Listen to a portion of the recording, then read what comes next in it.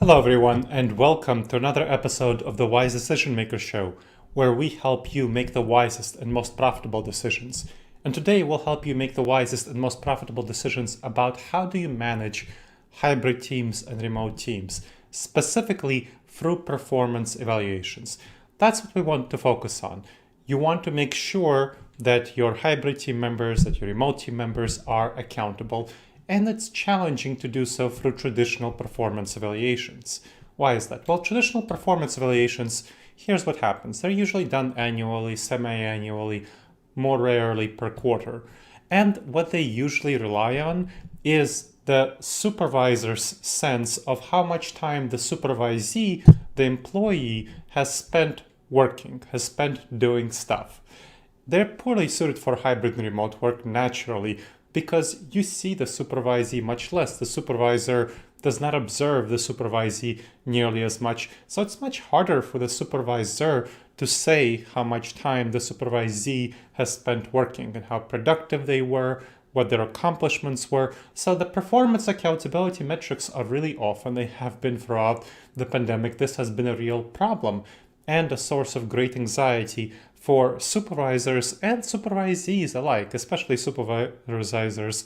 So the supervisors have not been sure how to evaluate their supervisees. The supervisees don't think as much about supervision and evaluation, but the supervisors, the bosses, the leaders, they have had a lot of struggle with knowing how to evaluate their supervisees, their employees, their team members during this period of time.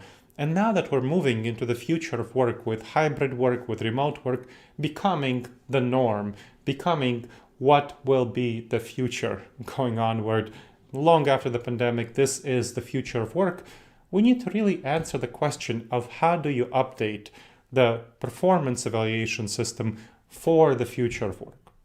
And how you need to do that is to revise it, to really actually measure performance. Not measure time work, but measure performance in the form of accomplishments, in the form of deliverables, in the form of actually how productive each employee is in doing their individual tasks, so the individual things that they're assigned to work on, and the work that they're doing with team members, the collaborative tasks, cross-functional team projects in the same team, whatever. All of these things that they are working on in terms of collaborating with others also need to be measured and evaluated. You probably heard the phrase that what gets measured gets managed. Well, if you measure people's time spent working, that will be what gets managed. People will work a long time. But if you can't observe their time spent working, well, really, you're not going to be able to manage that, right? That's obvious. And honestly, do you really need them to be working, or do you need them to produce stuff? Do you need them to do deliverables, to get the accomplishments done? You need them to get the accomplishments done. You don't need them to actually just spend their time working. So the focus should be on deliverables, should be on accomplishments, however the employee gets them accomplished. So you as the supervisor need to be thinking about that. So what that involves, this transition to a supervision style of performance evaluation suitable for the future of work means many frequent evaluations that are much smaller than the annual or semi-annual review. So instead of that large annual review, do brief evaluations, ideally weekly or bi-weekly, or at the most, you want to do them no less than once a month. And that's for the most independent. So for my clients, when I'm working with clients, I've done that for researchers who spend their time researching. And because that's a very independent projects, that may be okay to do once a month, or kind of creative R&D folks, so researchers. But if you're going to do it for regular employees, or lots of various types of employees, from software programmers to administrative staff, once a week is great. Bi-weekly, if that depends on the amount of autonomy and how much independence and the length of their project tasks. But generally, weekly is what I recommend. And then occasional 360-degree evaluations, meaning giving the employee feedback from other employees on their team. But basically, the main way that you'll be evaluating them is once a week, brief evaluations. And that actually reduces the amount of time that supervisors spend on supervision, because those meetings with the employee take care of a lot of random conversations that you would have had with the employee anyway. So it's a much more effective way of collaborating with employees, supervising them, and having the supervisors spend their time more effectively with each employee. So that is what you want to be thinking about. What that means is that you conduct a brief check-in meeting of 15 to 30 minutes with each supervisee once a week. So 15 minutes to 30 minutes, that's actually every other week if you want to do that, or once a month for the rare cases.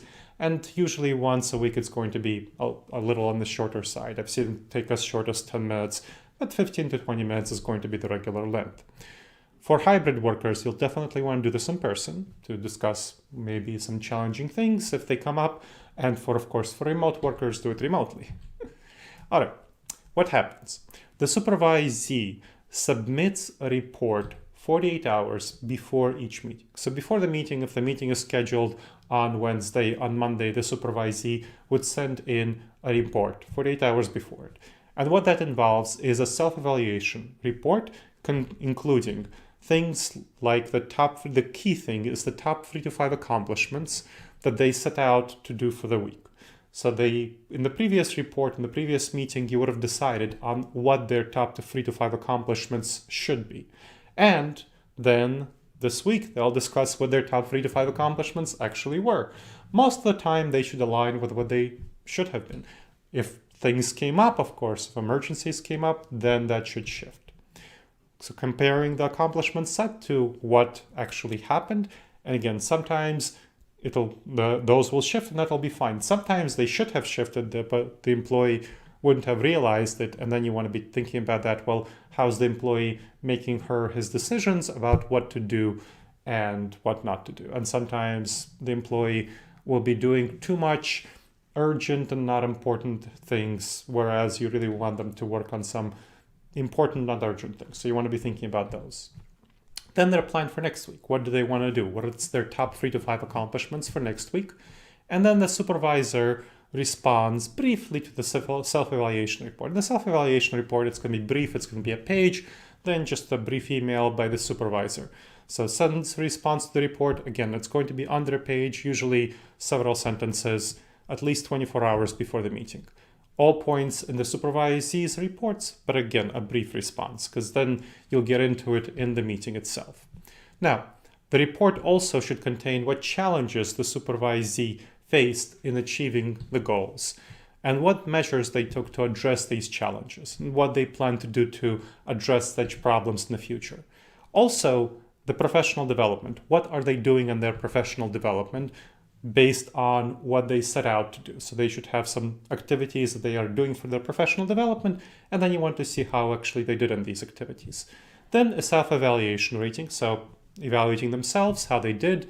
0, greatly below expectations. 1, somewhat below expectations. 2, meeting expectations. 3, somewhat exceeding expectations. And 4, greatly exceeding expectations. Or whatever system you have, but that's kind of a standard system. Okay. Going on to the check-in meeting, and that's going to be the weekly check-in meeting, 15 to 20 minutes, closer to 10 if everything is going fine. So you clarify all the points listed in the report. The supervisor provides coaching to the supervisee on helping resolve problems, addressing all those challenges.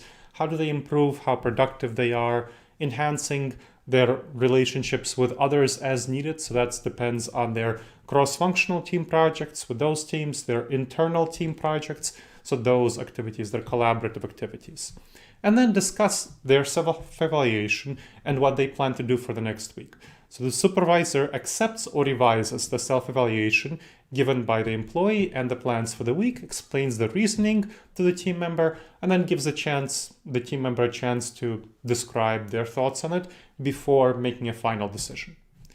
Now, that's the weekly reports. That all gets fed into a quarterly performance report. So that includes the final evaluations from each weekly meeting that gets fed into that report. And then those things include, that's 60 to 80% of the weekly of the report. So the 60 to 80% of the quarterly performance report comes from those weeks that make up the quarter. So about 13, 14 weeks that make up the quarter. Then 20% comes from evaluations, the 360 feedback evaluations by fellow team members. If that's applicable, if you're working as part of a collaborative team, then that's going to be 20%, the 360-degree evaluations. And then a general 20% score by the supervisor for the supervisee for the quarter based on their progress over the quarter and the sense of that person's development over time. So that's what you're going to be doing. Now, what are the benefits of it? Why should you spend your time? Well, obviously, it's going to save you time. I already mentioned that. So if this technique saves time, it really helps address a number of problems, prevent a number of fires and challenges that would come up, and also helps address those everyday small interactions and meetings that you would have with your supervisee anyway. So it helps supervisees a lot. So besides those, it helps supervisees a lot. It helps them know where they stand, which is incredibly important and valuable, especially in a hybrid and remote team environment where they have less connections with their supervisor. So they also know where to improve. So they don't only know where they stand right now, but they also know where and how to improve going forward. It reduces their career worries. So it's harder to know where you're standing and your career situation, and addressing that is very helpful for hybrid and remote team members because they don't see their supervisor as much, they don't know what's going on, so they know where they stand. It addresses career concerns. And especially for those people who tend to have more proximity to supervisors, there's more concern, by people who have less proximity. So let's say you're a hybrid team member, you come in once a week, and there are other people who come in 4 days a week, and you're kind of concerned about your career growth. This helps address that concern. For supervisors, it helps mitigate problems. I already mentioned that. That's a really critical area. It helps improve the relationship. So improve your relationship to that person.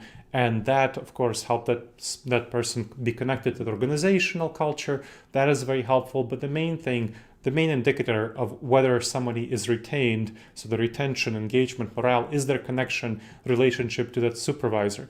So it's going to be really important for you. So that's retention and morale. So those are the critical things you want to be thinking about for that performance evaluation. So this is the key, this revised performance evaluation that's going to be a fit for the future of work is how you want to manage hybrid and remote teams.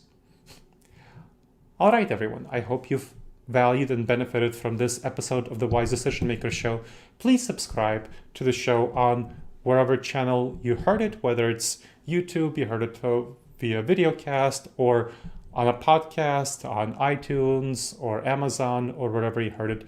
Please subscribe and please share your comments, leave your thoughts, click like if you liked it, and share it with your friends and family. That's the best thing that you can do. Please make sure to leave a review, again, on whatever channel you heard it. That's super helpful. Lets other people know about the show and what you like about it. And send me your thoughts about the show and any questions you might have to Gleb, Gleb, at disasteravoidanceexperts.com. All right, everyone. I hope you find this valuable and beneficial, and I look forward to seeing you on the next show. In the meantime, the wisest and most profitable decisions to you, my friends.